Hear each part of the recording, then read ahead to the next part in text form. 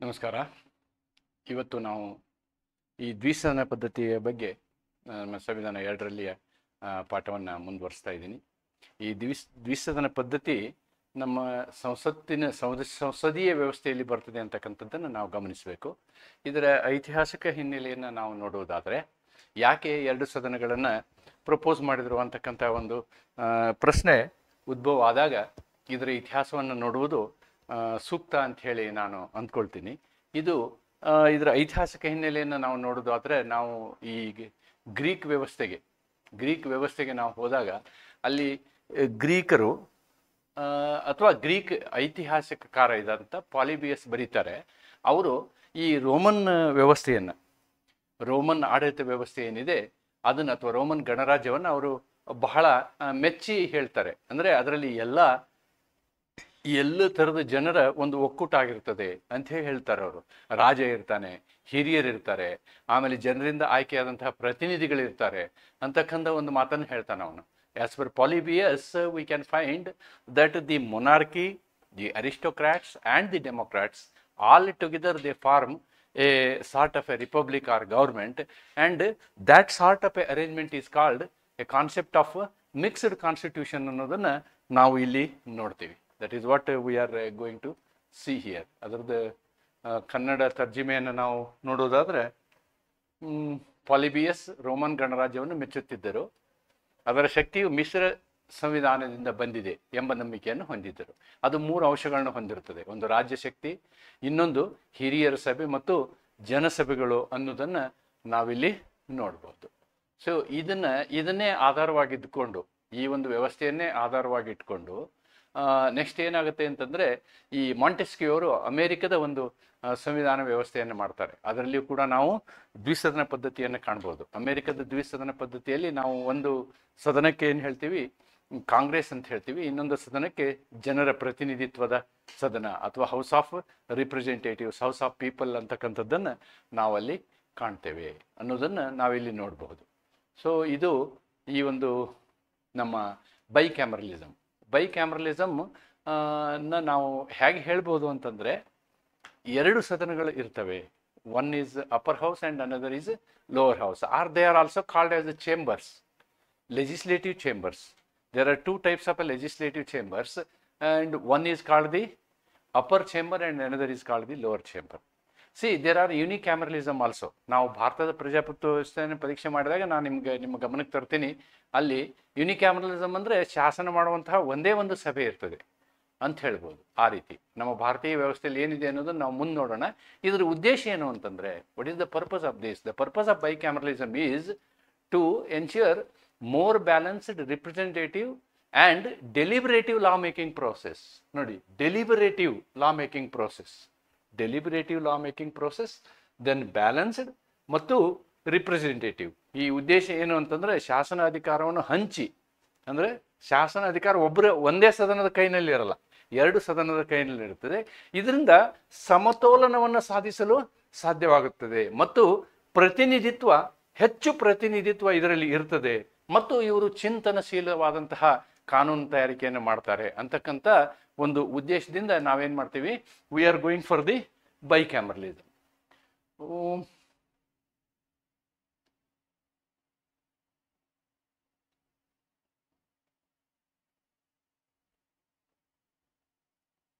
Then it actually creates a checks and balance. ಬೈಕ್ಯಾಮರಲಿಸಮಲ್ಲಿ ಏನಾಗುತ್ತೆ ನಮಗೆ ಅಂತಂದರೆ, ಚೆಕ್ಸ್ ಆ್ಯಂಡ್ ಬ್ಯಾಲೆನ್ಸ್ ಹೇಗಾಗುತ್ತೆ ಅಂತಂದರೆ, 2 ಸದನಗಳು ಶಾಸನವನ್ನು ಏನು ಮಾಡ್ತಾರೆ, ಚರ್ಚೆ ಮಾಡ್ತಾರೆ.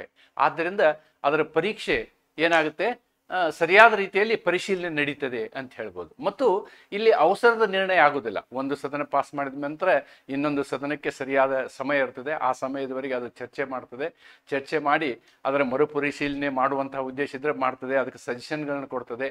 ಈ ರೀತಿಯಾಗಿ ಅವಸರದ ನಿರ್ಣಯ ಆಗೋದಿಲ್ಲ. ಆದ್ದರಿಂದ ಇಲ್ಲಿ ಏನಾಗುತ್ತೆ, ತಪಾಸಣೆ ಮತ್ತು ನಿಯಂತ್ರಣದ ಒಂದು ಪ್ರಕ್ರಿಯೆ ನಡೀತದೆ ಅಂತಕ್ಕಂಥದ್ದನ್ನು ನಾವು ಹೇಳ್ಬೋದು. Then representation of diverse interest. ನೋಡಿ, ಈ ವೈವಿಧ್ಯಮಯ ದೇಶಗಳಲ್ಲಿ ಭಾರತವನ್ನೇ ತೆಗೆದುಕೊಂಡ್ರೆ we call it as unity in diversity ಅಂತ ಹೇಳ್ತೀವಿ. ಅಂದರೆ ಬೇರೆ ಬೇರೆ ಒಂದು ಭಾಷೆಯನ್ನು ಹೊಂದಿರುವಂತಹ, ಬೇರೆ ಬೇರೆ ಸಂಸ್ಕೃತಿಯನ್ನು ಹೊಂದಿರುವಂತಹ ವಿಶಾಲವಾದ ದೇಶದಲ್ಲಿ ಇದರ ಅವಶ್ಯಕತೆ ಬಹಳ ಇದೆ ಅಂತ ಹೇಳ್ಬೋದು ನಾವು.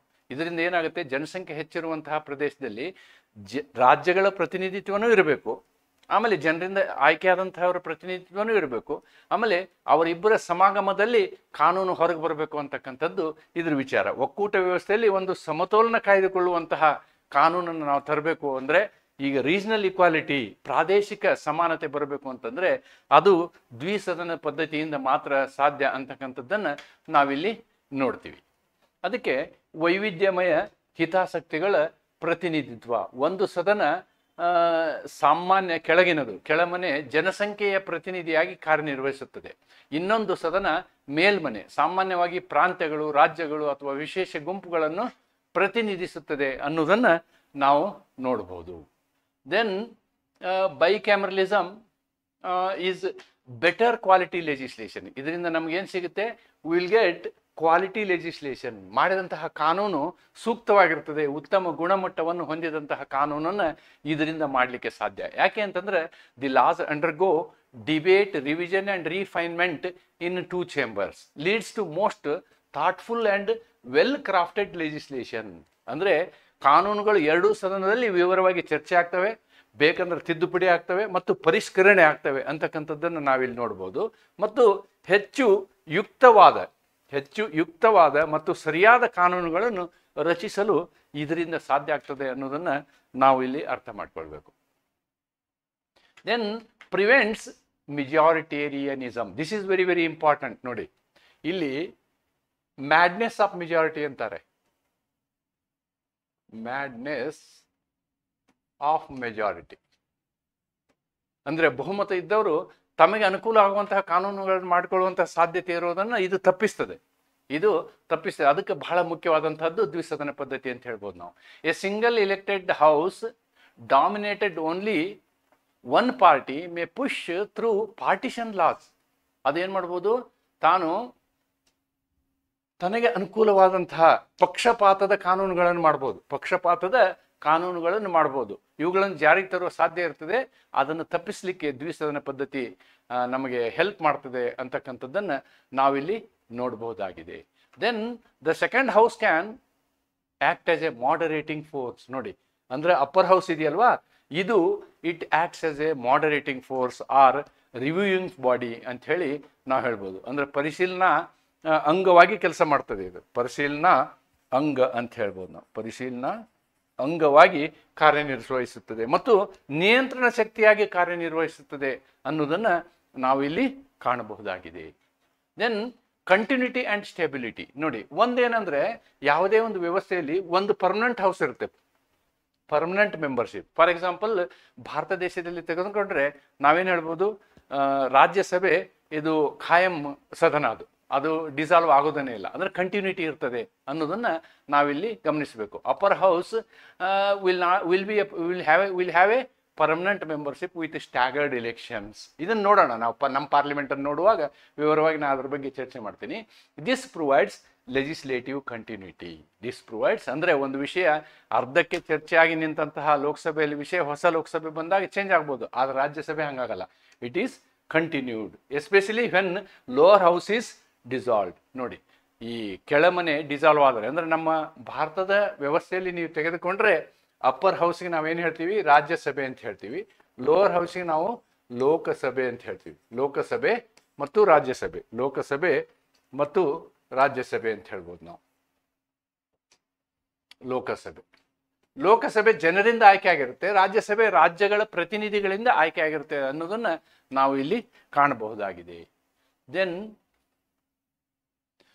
Platform for expert debate. ನೋಡಿ, ಇದರ ಇನ್ನೊಂದು ಪ್ರಮುಖ ಗುಣ ಏನು ಅಂತಂದ್ರೆ ಇದರಲ್ಲಿ ಅನುಭವಸ್ಥರನ್ನ, ಆಮೇಲೆ ಎಕ್ಸ್ಪರ್ಟ್ ಇರುವಂಥವ್ರನ್ನ, ಪರಿಣತಿ ಹೊಂದಿರುವಂಥವ್ರನ್ನ ಮತ್ತು ಹೆಚ್ಚಿನ ವಿಶೇಷವಾದಂತಹ ನಾವು ನಾಮಕರಣ ಮಾಡಿದಂಥವ್ರನ್ನ ನಾವೇನು ಮಾಡ್ಬೋದು, ರಾಜ್ಯಸಭೆಯಲ್ಲಿ ಸೇರಿಸ್ಬೋದು. ವಿ ಕ್ಯಾನ್, ಸೋ ದ್ಯಾಟ್ ಅವರು ಕ್ವಾಲಿಟಿ ಡಿಬೇಟನ್ನು ಕೊಡ್ತಾರೆ, ನಿಮಗೆ ಸರಿಯಾದ ಏನು ಮಾರ್ಗದರ್ಶನವನ್ನು ಕೊಡ್ತಾರೆ. ನೀವು ನಮ್ಮ ಮೇಲ್ಮನೆಯಲ್ಲಿ ಇರ್ತಕ್ಕಂಥ ಅಂದರೆ ನಾಮಿನೇಟೆಡ್ ಮೆಂಬರ್ಸ್ನ ನಾವೇನು ಮಾಡ್ತೀವಿ, ಎಕ್ಸ್ಪರ್ಟ್, ಬೇರೆ ಬೇರೆ ಕ್ಷೇತ್ರದಿಂದ ಪರಿಣಿತಿ ಹೊಂದಿದಂಥವ್ರನ್ನ ನಾವು 12 ಜನ ನಾಮಿನೇಟ್ ಮಾಡ್ತೀವಿ. ಅವರ ಚರ್ಚೆ ನಮಗೆ ಮುಖ್ಯ ಆಗ್ತದೆ ಅನ್ನೋದು ಇಲ್ಲಿ ಈ ಒಂದು ಪಾಯಿಂಟಿನ ಅರ್ಥ ಅಂತ ಹೇಳ್ಬೋದು ನಾವು. ನಿಪುಣ ಚರ್ಚೆಯ ವೇದಿಕೆ ಆಗ್ತದೆ ರಾಜ್ಯಸಭೆ, ನಿಪುಣ ಚರ್ಚೆಯ ಅಥವಾ ಮೇಲ್ಮನೆ ನಿಪುಣ ಚರ್ಚೆಯ ವೇದಿಕೆ ಆಗ್ತದೆ. ಮೇಲ್ಸದನದಲ್ಲಿ ಸಾಮಾನ್ಯವಾಗಿ ಅನುಭವ, ಪರಿಣತಿ ಮತ್ತು ವಿಶೇಷ ನಾಮನಿರ್ದೇಶನ ಹೊಂದಿದ ಸದಸ್ಯರನ್ನು ಒಳಗೊಂಡಿರುತ್ತದೆ. ಇದು ಶಾಸನ ಚರ್ಚೆಯ ಗುಣಮಟ್ಟಗಳನ್ನು ಹೆಚ್ಚಿಸುತ್ತದೆ ಅನ್ನೋದನ್ನು ನಾವಿಲ್ಲಿ ನೋಡಬಹುದು. Then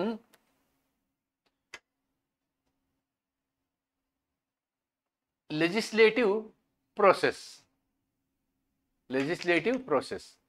Most laws must be passed by both houses. Not most, all laws except I think money bill. most ಅಂತ ಹೇಳ್ಬೋದು ನಾವು. ಮನಿ ಬಿಲ್ ಅನ್ನು ಒಂದು ಹೊರತುಪಡಿಸಿ, ಹಣಕಾಸು ಮಸೂದೆಯನ್ನು ಒಂದು ಹೊರತುಪಡಿಸಿ ಎಲ್ಲ ವಿಷಯಗಳಲ್ಲಿಯೂ ಎರಡೂ ಸದನಗಳ ಮಹತ್ವ ಇರ್ತದೆ. ಎರಡು ಸದನ ಅದನ್ನು ಒಪ್ಪಿಕೊಳ್ಳದೆ ಹೋದರೆ ಅದು ಕಾನೂನು ಆಗೋದಿಲ್ಲ ಅಂತಕ್ಕಂಥದ್ದು ಭಾಳ ಮುಖ್ಯ. ಆದರೆ ಇದಕ್ಕೊಂದು ಅಪವಾದ ಅಂತಂದ್ರೆ ಮನಿ ಬಿಲ್. ನಮ್ಮ ಭಾರತದ ವಿಷಯದಲ್ಲಿ ನಾವು ಹೇಳೋದಾದ್ರೆ ಹಣಕಾಸು ಮಸೂದೆಯನ್ನು ಒಂದನ್ನು ಬಿಟ್ಟು ಉಳಿದ ಎಲ್ಲ ಬಿಲ್ಗಳು ಏನಾಗ್ತವೆ ಅಂತಂದ್ರೆ ಎರಡೂ ಸದನಗಳಿಂದ ಅಂಗೀಕೃತವಾದರೆ ಮಾತ್ರ ಅದು ಕಾನೂನು ಆಗುತ್ತೆ, ಇಲ್ಲ ಅಂದ್ರೆ ಆಗೋದಿಲ್ಲ ಅನ್ನೋದನ್ನ ನಾವಿಲ್ಲಿ ತಿಳ್ಕೊಳ್ಬೇಕು. ಹೆಚ್ಚಿನ ಕಾನೂನುಗಳು ಎರಡೂ ಸದನಗಳನ್ನು ಅಂಗೀಕರಿಸಬೇಕು, ತರುವಾಯ ಮಾತ್ರ ಅವು ಕಾನೂನು ಆಗ್ತವೆ. ಒಪ್ಪಂದದ ಕೊರತೆ ಇದ್ದಾಗ, ಎರಡೂ ಸದನಗಳು ಒಪ್ಪದೇ ಇದ್ದಾಗ ಏನು ಮಾಡೋದು? ಸಂಯುಕ್ತ ಅಧಿವೇಶನ ಕರಿಬಹುದು. ಇನ್ case of disagreement we can have A mechanism for joint session of parliament ಅಂತ ಹೇಳ್ತಾರೆ. ಎರಡೂ ಸದನಗಳನ್ನು ಒಟ್ಟುಗೂಡಿಸಿ ಆ ರೀತಿಯಾಗಿಯೂ ಕೂಡ ನಾವೇನು ಮಾಡ್ಬೋದು? ಚರ್ಚೆಯನ್ನು ಮುಂದುವರಿಸಬಹುದು ಅನ್ನೋದನ್ನ ನಾವಿಲ್ಲಿ ನೋಡ್ತೀವಿ. ಹಾಗಿದ್ರೆ ಈ ಬೈಕ್ಯಾಮರಲ್ನ ಉದಾಹರಣೆಗಳನ್ನು ನೀವು ತೆಗೆದುಕೊಳ್ಳೋದಾದ್ರೆ, ದ್ವಿಸದನದ ಉದಾಹರಣೆಗಳನ್ನು ತೆಗೆದುಕೊಳ್ಳೋದಾದ್ರೆ ಈ ದೇಶಗಳನ್ನು ತೆಗೆದುಕೊಳ್ಬೋದು. India, United state, United Kingdom, Canada, Australia, ಇಷ್ಟು ದೇಶಗಳ ಉದಾಹರಣೆಯನ್ನು ನಾವು ತೆಗೆದುಕೊಳ್ಬೋದು. ಭಾರತದಲ್ಲಿ ನಾವೇನು ಮಾಡ್ತೀವಿ ಅಂತಂದ್ರೆ ಲೋಕಸಭೆ, ರಾಜ್ಯಸಭೆ ಅಂತ ಇಟ್ಕೊಂಡಿದ್ದೀವಿ. ಇದು ಯೂನಿಯನ್ನಲ್ಲಿ. ಅಕಸ್ಮಾತ್ ನೀವು ರಾಜ್ಯದಲ್ಲಿ ತಗೊಂಡ್ರೆ, ಸ್ಟೇಟ್ಸ್ ಅಲ್ಲಿ ತಗೊಂಡ್ರೆ, ಇಲ್ಲಿ ಏನಾಗುತ್ತೆ ಅಂತಂದ್ರೆ ನಿಮ್ಗೆ ಲೆಜಿಸ್ಲೇಟಿವ್ ಅಸೆಂಬ್ಲಿ, ಲೆಜಿಸ್ಲೇಟಿವ್ ಕೌನ್ಸಿಲ್ ಅಂತಕ್ಕಂಥ ಎರಡು ಸಭೆ. ಇಲ್ಲಿ ಇದು ಅಪ್ಪರ್ ಹೌಸ್, ಇದು ಲೋಕಸಭೆ ಲೋವರ್ ಹೌಸ್, ರಾಜ್ಯಸಭೆ ಮತ್ತು ಇವು upper house. Legislative assembly, lower house ಅಂತಕ್ಕಂಥದ್ದನ್ನು ನಾವು ಕಾಣ್ತೀವಿ. ಯುನೈಟೆಡ್ ಸ್ಟೇಟ್ಸ್ ಅಲ್ಲಿ ನಾವು ಇದಕ್ಕೆ ಏನು ಹೇಳ್ತೀವಿ ಅಂತಂದ್ರೆ United States consists of Congress. ಈ ಕಾಂಗ್ರೆಸ್ ಅಂದ್ರೆ ನಮ್ಮ ಸಂಸತ್ತು. ಈ ಸಂಸತ್ತಿನಲ್ಲಿ ಎರಡು ಸದನಗಳಿದ್ದಾವೆ. ಒಂದಕ್ಕೆ ಸೆನೆಟ್ ಅಂತ ಹೇಳ್ತೀವಿ, ಇನ್ನೊಂದಕ್ಕೆ ಹೌಸ್ ಆಫ್ ರಿಪ್ರೆಸೆಂಟೇಟಿವ್ ಅಥವಾ ಪೀಪಲ್ ಅಂತ ಹೇಳ್ತಾರೆ. ಹೌಸ್ ಆಫ್ ರಿಪ್ರೆಸೆಂಟೇಟಿವ್ ಅಥವಾ ಪೀಪಲ್. ಯುನೈಟೆಡ್ ಕಿಂಗ್ಡಮ್ ಅಲ್ಲಿ ನಾವೇನ್ ಮಾಡ್ತೀವಿ? House of Commons, House of Lords ಅಂತ ಹೇಳ್ತೀವಿ. House of Commons, House of Lords. ಕೆನಡಾದಲ್ಲಿ ಕೂಡ House of Commons, House of Senate ಅಂತ ಹೇಳ್ತಾರೆ. ಆಸ್ಟ್ರೇಲಿಯಾದ ವ್ಯವಸ್ಥೆ. ಈ ರೀತಿಯಾಗಿ ಈ ಎಲ್ಲ ದೇಶಗಳು ಏನು ಮಾಡ್ತವೆ? ದ್ವಿಸದನ ಪದ್ಧತಿಯನ್ನು ಪಾಲಿಸ್ತೇವೆ ಅನ್ನೋ ಉದಾಹರಣೆಯನ್ನು ನಾನು ನಿಮ್ಗೆ ಇಲ್ಲಿ ಕೊಟ್ಟಿದ್ದೀನಿ. ಅದನ್ನ ಕನ್ನಡದಲ್ಲಿ ಇಲ್ಲಿ ನೀವು ನೋಟ್ ಮಾಡ್ಬೋದು. ಭಾರತ, ಅಮೇರಿಕಾ ಮತ್ತು ಯುನೈಟೆಡ್ ಕಿಂಗ್ಡಮ್ ಅಥವಾ ಇಂಗ್ಲೆಂಡ್, ಕೆನಡಾ ಮತ್ತು ಆಸ್ಟ್ರೇಲಿಯಾಗಳು ಕೂಡ ದ್ವಿಸದನ ಪದ್ಧತಿಯನ್ನು ಪಾಲಿಸ್ತವೆ. Then we will come to India. How this is followed in India? Yes, here I will be able to explain you. Only 6 Indian states, ಭಾರತದ 6 ರಾಜ್ಯಗಳು ಮಾತ್ರ ಏನು ಮಾಡಿದ್ದೇವೆ ಅಂತಂದ್ರೆ ದ್ವಿಸದನ ಪದ್ಧತಿಯನ್ನು ಹೊಂದಿದ್ದೇವೆ. ಒಂದು ನೆನ್ಪಿಟ್ಕೊಳ್ಳಿ, ದ್ವಿಸದನ ಪದ್ಧತಿ ಬೇಕೋ ಬೇಡ ಅನ್ನೋದನ್ನ ಆಯಾ ರಾಜ್ಯದ ವಿಧಾನಸಭೆ ನಿರ್ಧರಿಸ್ತದೆ. The legislative assembly of a particular state can decide whether it wants the upper house or it don't wants upper house. In case of parliament, both houses are compulsory. At the union level, Lok Sabha directly elected, more powerful in terms of money bills. ನಾನು ಅದೇ ಹೇಳಿದ್ನಲ್ವಾ, ಮನಿ bill ಒಂದನ್ನು ಬಿಟ್ಟು ಅಂತ ಹೇಳಿ.